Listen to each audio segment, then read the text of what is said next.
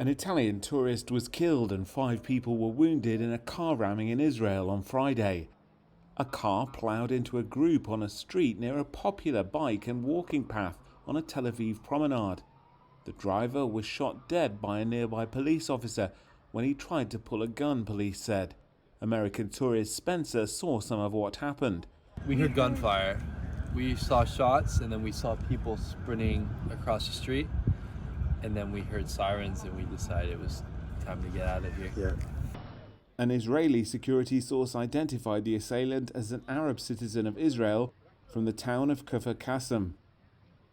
The Magen David Adom ambulance service said the victims were all foreign tourists.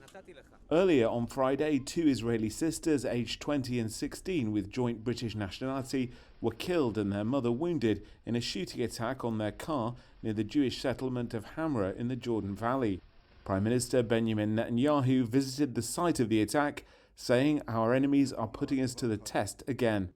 The attacks, after a night of cross-border strikes in Gaza and Lebanon, added to heightened Israeli-Palestinian tensions following Israeli police raids in Jerusalem's Al-Aqsa Mosque earlier this week. The tensions threatened to spiral into a wider conflict overnight as Israel responded to a barrage of rockets by hitting targets linked to the Islamist group Hamas in Gaza and southern Lebanon. But the fighting entered a lull on Friday.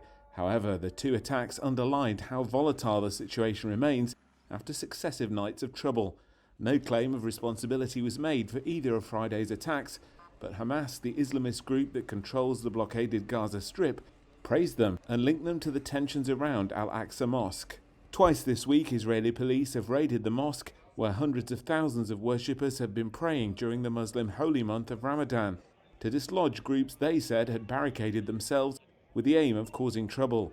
The site in Jerusalem's Old City, holy to both Muslims and Jews who know it as Temple Mount, has been a long-standing flashpoint.